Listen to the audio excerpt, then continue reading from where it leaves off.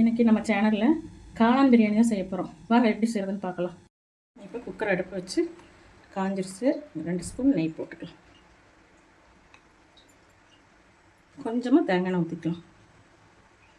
கொஞ்சம் ஆயில் போட்டுக்கலாம். இப்போ நல்லா காஞ்சிருச்சு. ஆயில் நெய்யெல்லாம் 2 ஏலக்காய் தட்டி வச்சுருக்க போட்டுக்கலாம். புரிஞ்சிருச்சு. இப்போது பெரிய வெங்காயம் 2 வெங்காயம் வெட்டி வச்சு போட்டுக்கலாம்.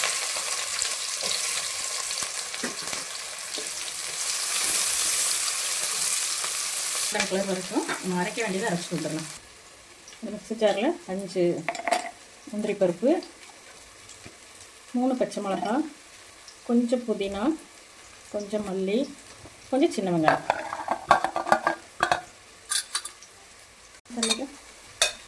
ஒரு 2 ஸ்பூன் தயிர் இதோட போட்டுக்கலாம். வந்துடலாம். மிக்ஸி ஜாரில் ஒரு தக்காளி போட்டு அரைச்சிருக்கேன். இதை அரைச்சிட்டு வந்துடும். கோல்டன் கலரில் வந்துருச்சு ஆனியன். இப்போ நம்ம அரைச்சிட்டு வந்து இதை சேர்த்துக்கலாம். நம்ம தக்காளி அரைச்சி வச்சதையும் சேர்த்துக்கலாம். கொஞ்சோண்டு கொத்தமல்லி, புதினா, 2 பச்சை மிளகாய்.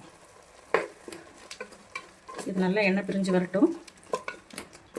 இது எண்ணெய் பிரிஞ்சு வந்துருச்சு. இப்போ கரம் மசாலா, கொஞ்சம் பிரியாணி மசாலா, கொஞ்சமாக இஞ்சி பூண்டு பேஸ்ட்,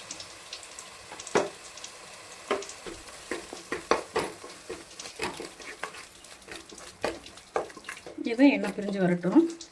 இப்போ கொஞ்சமாக மிளகாத்தூள். நான் ஒரு 400 கிராம் காளான் எடுத்து வெட்டி வச்சுருக்கேன்.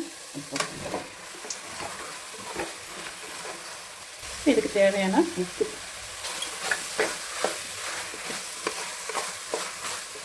இப்போ இந்த பிரியாணிக்கு தேவையான தண்ணி ஊற்றிடலாம்.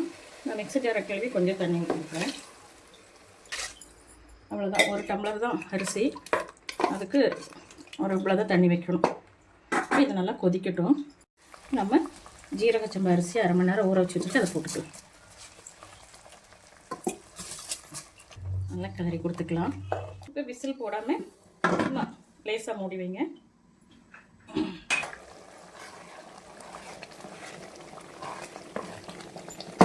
இப்போ இதில் ரம்பையில் போட்டுக்கலாம்.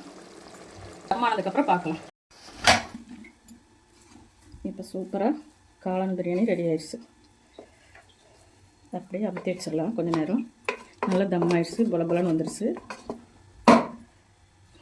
இந்த வீடியோ பிடிச்சிருந்தா லைக் பண்ணுங்கள், ஷேர் பண்ணுங்கள், சப்ஸ்கிரைப் பண்ணுங்கள், கமெண்ட் பண்ணுங்கள். தேங்க்யூ.